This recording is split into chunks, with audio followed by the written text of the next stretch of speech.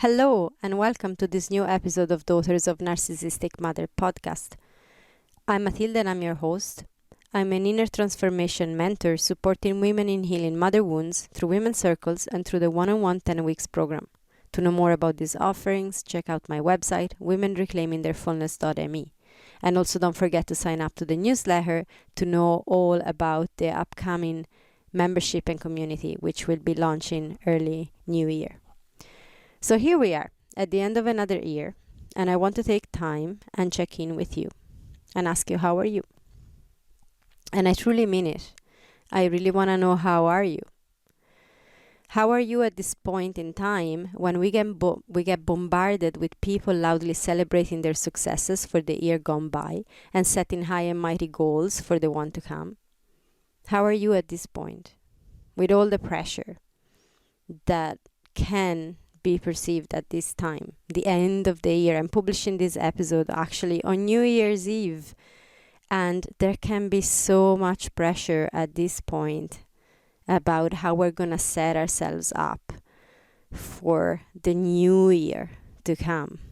And to top it all up, there's an abundance of noise made by those pushing their system on how to set yourself up for next year, telling you that if you don't do what they preach, you'll miss out on so much. But in the mad race to sell you their new product as early as possible at the beginning of January, no one is pausing for a moment to ask you, how are you? So that is what I want to make time to do right now, and ask you how you are. Why do I want to do that? Because you matter. You really matter so much. No matter how your year went or how you feel about it, no matter how set up or not you are for the next one, you matter. And this time, the end of the year, beginning of a new one, is only that. It's only one little moment in time that comes and goes just like that, and ultimately is actually a 100% man-made concept. I mean, the year is ending and beginning.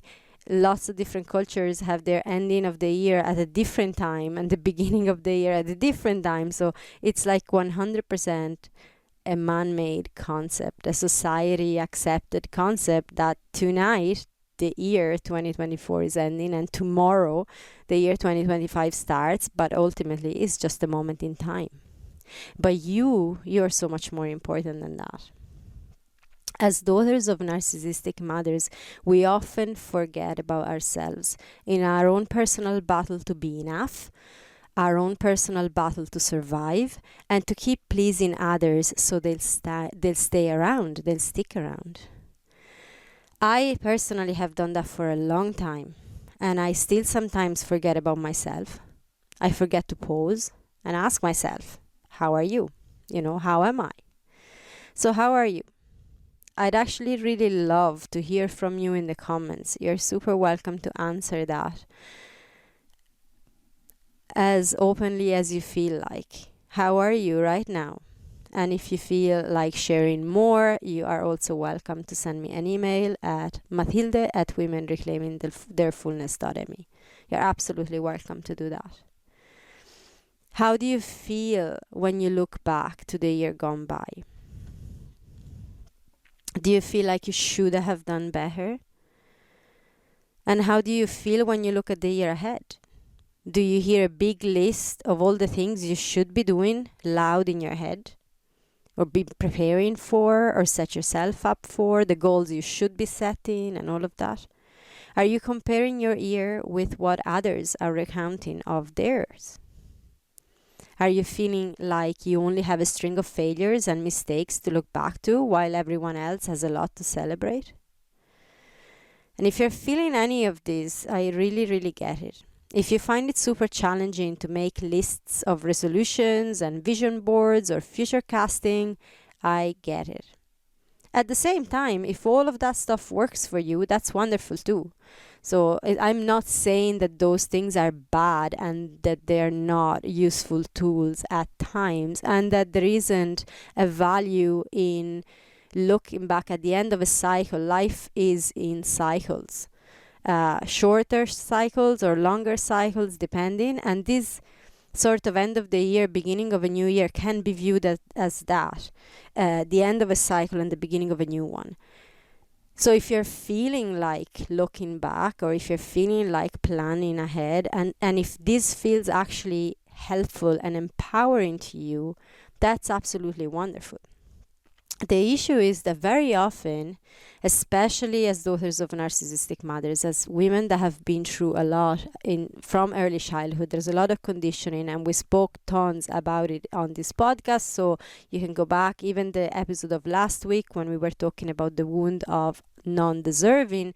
That's a big deal. So all of these things are in our system, and so when we're faced with what everyone else is doing, and especially when other people are pushing these systems as the only right way to do things, this can play a lot on the shame that we feel inside, the inadequacy that we feel inside.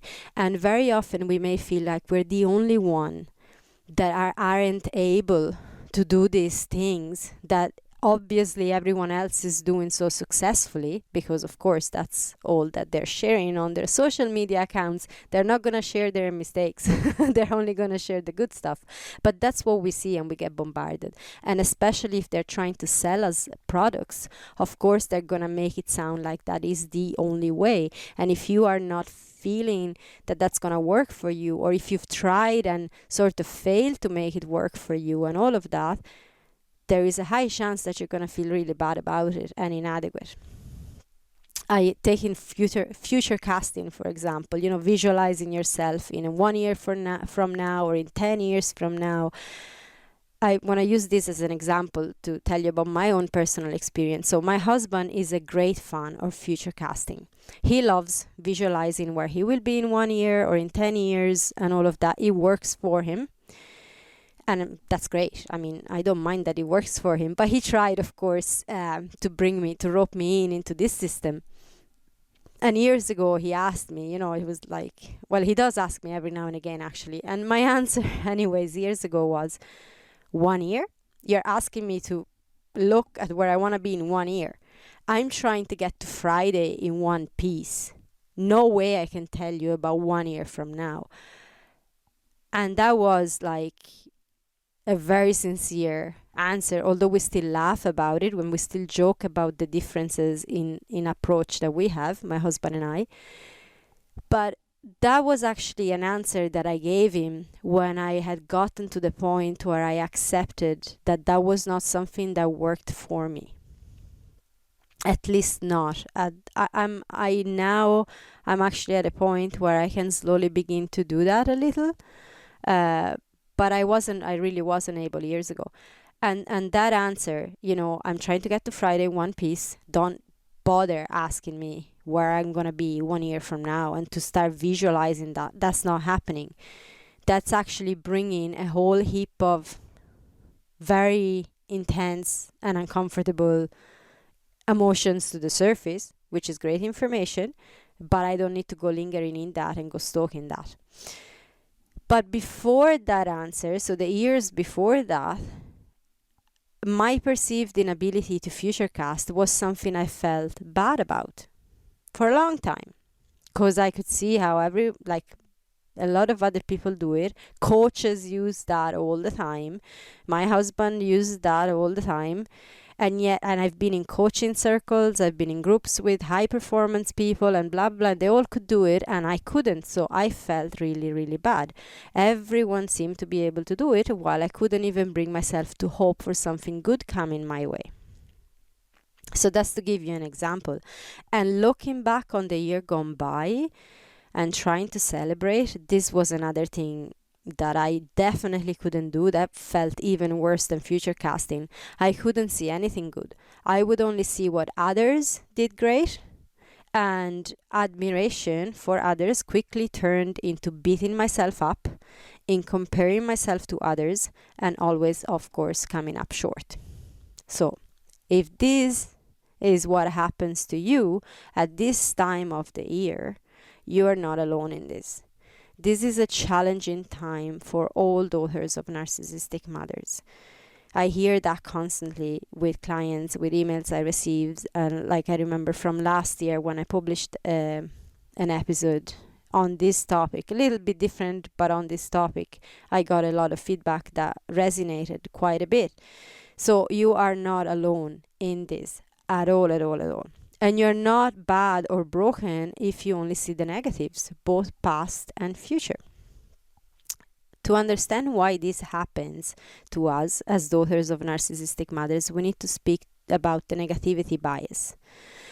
So studies say that as humans, we all are negativity biased as a surviving mechanism. They say this is what kept us ready for the possible kind of tiger attacking us in the jungle, expecting the worst in order to survive, so to speak. And personally, and this is very much a personal opinion, so don't take this as anything else but a personal opinion, I'm still not fully convinced that being aware and prepared is a sign of negativity bias as an intrinsic aspect of being human. Like that's what this study is saying, that as human beings we are intrinsically negativity biased. This is a concept that it doesn't really sit very well with me, but that's my own personal opinion. But definitely, when we have experienced trauma growing up, this surviving mechanism does kick in, for sure. As daughters of narcissistic mother, we need to be constantly on alert and prepared for the worst in order to survive, because that's what we had to do when we were children. In whichever your personal situation or version of it was, when we have a mother that is narcissistic, emotionally unavailable, emotionally immature and unsafe, we live in this constant state of not being safe. And so we learn to predict what's going to happen, when it's going to happen, when the shit is going to hit the fan, and we learn to dodge it, we learn to avoid it, we learn a whole heap of strategies in our own nervous system to stay alive. And we continue to do that in every other situation in life as we grow up as adults. So we continue to expect the worst, and we continue to see only the bad stuff, because that's how our nervous system has been trained and wired from early childhood. As a daughter of narcissistic mother, you have likely been conditioned to feel inadequate by default, that to celebrate yourself is selfish and bad, something you don't do, that if you dare have a moment to celebrate yourself, someone will inevitably put you down. And in your childhood, this might have been your mother more than likely, and then possibly she's still doing that. And my mother still does that. I know I'm no contact, but if I was actually in contact, she would still be doing that. And she still actually does it. Even though we're no contact, I know it from other family members that she's still doing that. She still puts my successes down as much as she can, because that's just the way she behaves. And you've also probably been conditioned to feel guilty if you dare to do something for yourself, or to expect the worst so you won't feel disappointed, or that before focusing on you, there's a long list of shoulds you need to tend to first. Or that you don't deserve anything for yourself, like we spoke in the episode last week, the wound of non-deserving. Or that you're alone against the world and life is inherently hard.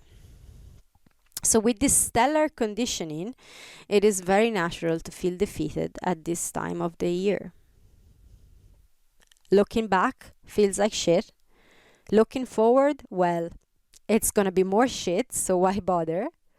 So the next question is, as daughters of narcissistic mothers, are we doomed to only see the negative for the rest of our lives? Absolutely not. That's the good news. Absolutely not. This pattern of being super wired to only see the negative, both past and future, is a very natural response of a nervous system that has been through a lot of unsafety, emotionally and even physically, right from early childhood. But your nervous system can be retrained, and that is the good news, the best news. This is like the news to finish the year and start a new one in a good way. Your nervous system can be retrained. You've heard me talking about this on this podcast quite a bit. This is what this work is all about. The pattern that has controlled your life until now was a very useful tactic that has kept you alive at times where you had no other tool to survive what you were going through. This negativity bias, this being wired to expect the worst, this not celebrate, keep yourself small, take as little space as possible, believe you don't deserve anything because it's easier and safer that way, has kept you alive. And it's such a sacred part because it has done this job really well up until now, but now it's not helpful anymore. Why not? Because it's only a survival mechanism and it won't get you to thriving. Surviving is not living, not fully. And living fully is what we're here for. And I'm going to say that again. Surviving is not living, and living fully is what we are here for, what you are here for. So what can you do different this end of the year, beginning of a new one? What can you do different from today? Today I want to share with you something you can do from now. Forget about all this. If they don't work for you, again, if they do work for you, please go ahead and do all the things that actually work for you. This is only for those of you that, like me in the past, and even today, to be honest, certain practices I still can't bring myself to do. Some of the stuff that's advised out there on how to approach New Year and all of that, it still really doesn't work for my system. It's a 100% no. My body goes, that ain't happening. So that's what this episode is about. It's for those of you who are feeling like all of this stuff that's being bombarded at us, that it's advertised left, right, and center, that we feel this pressure that is like, okay, we've went through the holidays and Christmas and whatever holidays you were celebrating, and now we're getting to this point where this year is ending, and then there's all this pressure to get in shape, to get great, to eat well, to lose weight, to set goals, becoming career women, boss babes, make money, being the best mother of the year, whatever it is that you're feeling the pressure and these systems are not working for you. Today I want to share with you something that you can actually do from now that is completely different, that when I started doing that actually really, really, really changed everything for me. So that's what I want to do today. I do speak to a few aspects to keep in mind about New Year's resolution in episode 36, why New Year's resolutions don't work for daughters of narcissistic mothers. So after this episode is finished, you can go listen to that one too, as it may be helpful, as I'm not actually repeating in this episode here what I did speak to last year. I will have the link in the description of this episode. But for today, I want to give you the one thing that no one ever tells you to do at this time, but that will make the biggest difference. Now, does that mean that all other practices are not good at all? As I already mentioned, I'm really not saying that. There are a lot of very effective practices out there. Like there are benefits to set goals. There are benefits to look back and take stock of the cycle gone by, to make a conscious choice to celebrate parts of you or achievements that mean something to you, and all of that. That can be very beneficial.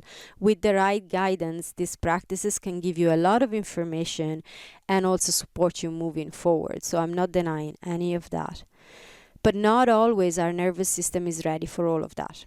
And we can't skip ahead. That's the thing I had to learn the hard way. You can't skip ahead.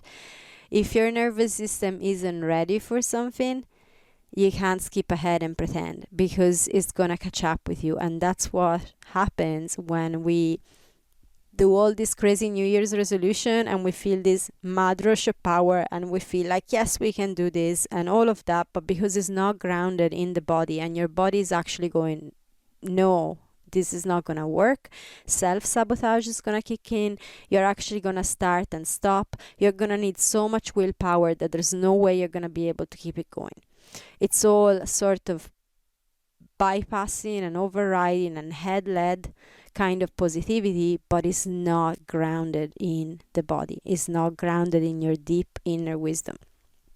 Especially when we're trying to do this alone and we also don't have the proper support available yet. Because if you have a support group, a community, or some mentor that actually can guide you through this, then that's a different story.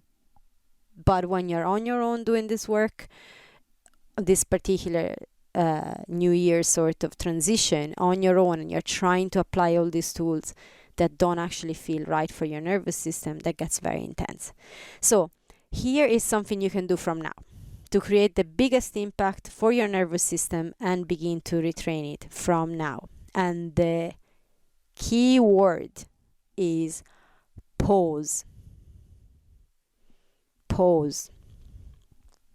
Pause and pause and pause. Everyone is rushing you to go to the next level. Everyone is rushing to go from 2024 to 2025. Everyone is rushing to go from whatever you've been doing up until now into whatever you want to do next, and changing and pushing and improving and whatever that is. Instead of doing that, instead of joining the race, pause. Pause by taking a moment to yourself, possibly in a space where you can be undisturbed for a little while, like 10 minutes. You don't need to do this like for hours a day. Very little time is enough, because we usually don't ever do that. So actually, if you can manage to pause, really pause for 10 minutes, that's massive. That's amazing. That's a great achievement. And I am not actually joking. And when you pause, ask yourself, how am I? How are you? Ask yourself, how are you? You'll get all sorts of answers. That can be one possibility. All sorts of answers. And the first 100 or more will be automatic responses. A lot of noise can come on in your head. A lot of thoughts. Or you may actually not have an answer at all. You may feel like you don't know how you are. And so all of that is okay. None of that means you're not doing it right. All of that is okay. Stick with it and gently from this move to step 2. So first step, pause. Step 2, feel. And one way to feel into your body, feel into yourself, like one pathway that is absolutely amazing, is to feel your breath. And we can take a moment to do this now. We can try it together actually right now. If you can at all, pause what you're doing as you listen. So maybe you're listening to this while you're cleaning or while you're preparing for something or whatever you're doing. Pause that activity for a moment, just a minute. We're not going to do this for ages. If you're driving, please don't try to do this now and come back to it later. But if you can pause and feel your breath. Feel your breath right now. It doesn't have to be deep or long or anything else fancy. This is not like a crazy meditation on breath or a breathing practice. Breath work is none of that. It's just feel into your breath exactly how it is right now.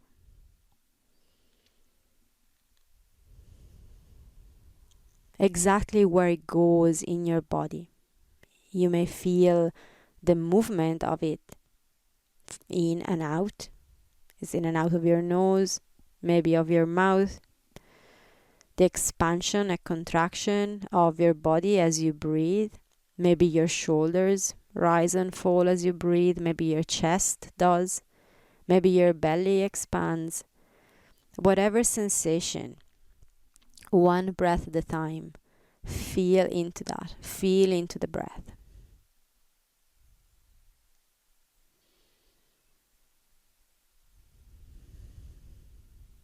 And that's it. That's it. That was the little experiment for now. So that was just to give you a little taste. And of course, when you're doing this by yourself, you're going to do that for maybe a few minutes, a little bit longer.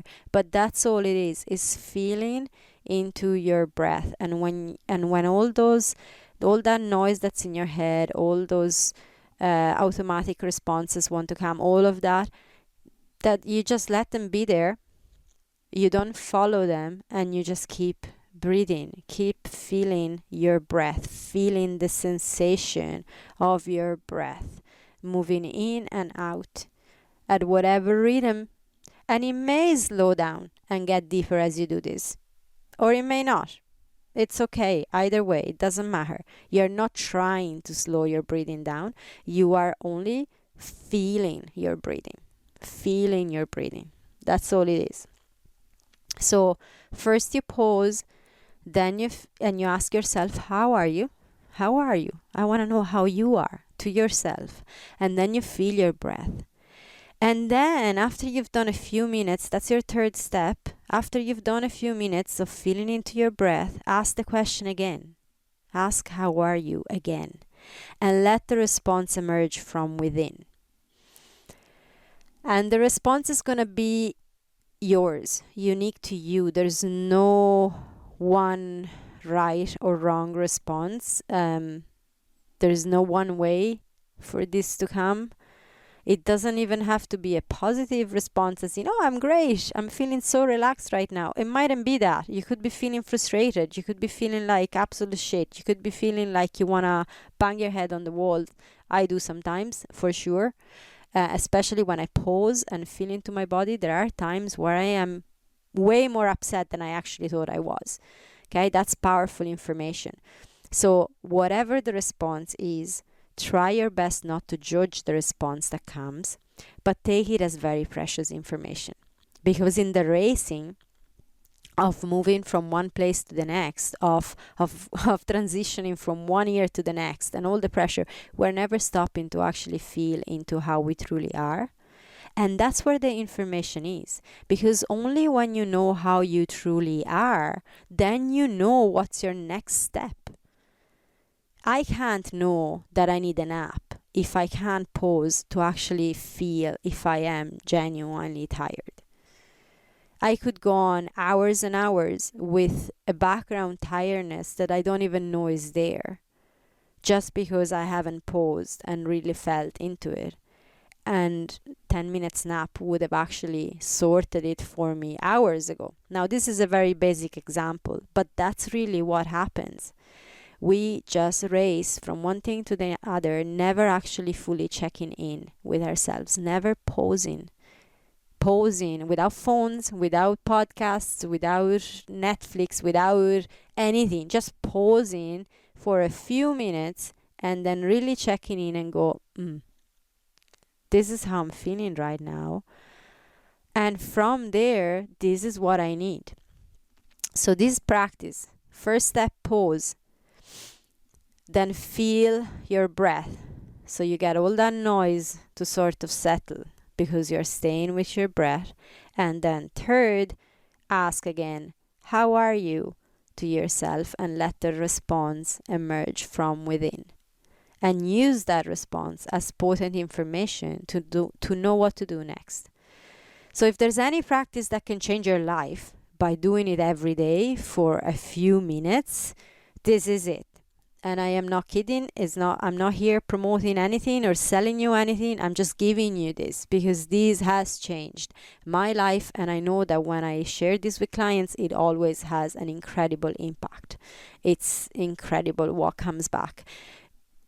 The healing that happens, the incredible shifts in reality of the clients that I work with when I share this sounds so simple, but check in with yourself. Checking in with yourself is an incredibly powerful practice. Taking the time to show your nervous system that you matter.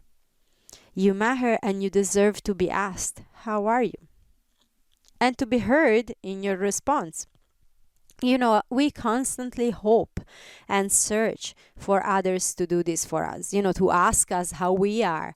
How many times have you wanted your partner to ask you, or your mother to actually fully ask you, your father to ask you? I know I have tons of times.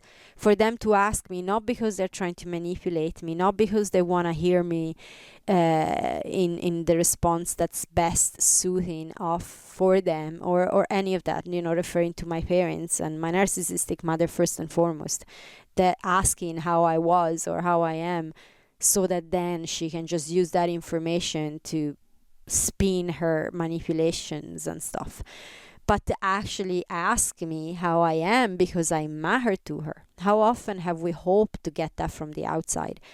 We can actually do it for ourselves. You can do that for yourself. And the great thing is, your nervous system doesn't know the difference. If it's someone outside asking, or if it's yourself asking to yourself, your nervous system can't tell the difference. She feels heard and seen even better, actually, than if it comes from someone else. When you pause and take that time to be with yourself and ask yourself, how are you? From that sincere place, and you're willing to stay there a few minutes, to take a few breaths and wait for the response to fully come, that is medicine for your nervous system.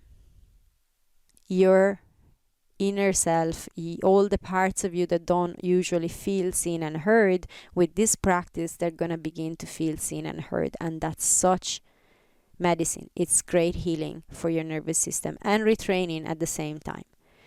By doing this every day, you will start getting very valuable information also, which is a very important thing. You will get to know what's live in your inner world in that moment.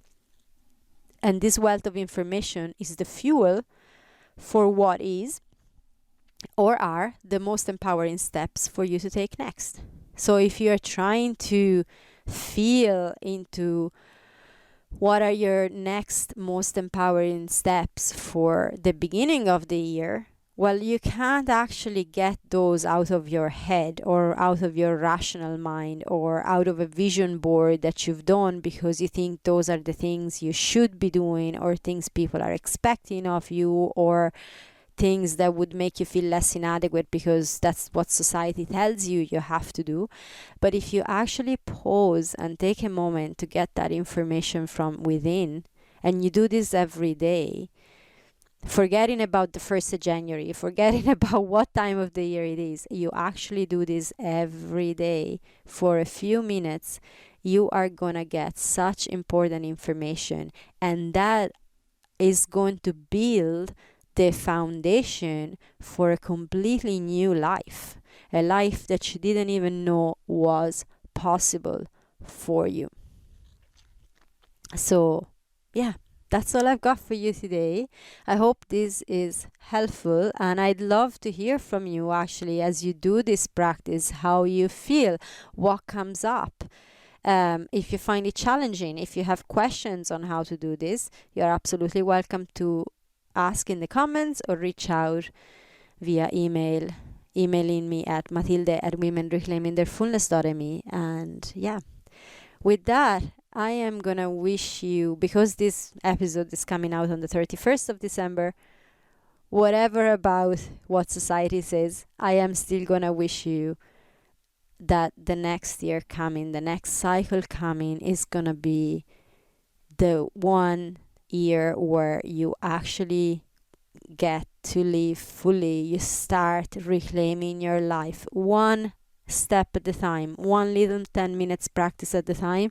You start reclaiming your life and living fully from your truth, from your inner wisdom, and you start feeling more and more that love for yourself that you so deserve. That's what I wish for you for this new year that is coming. So with that, I am gonna send you lots and lots of love, and bye for now.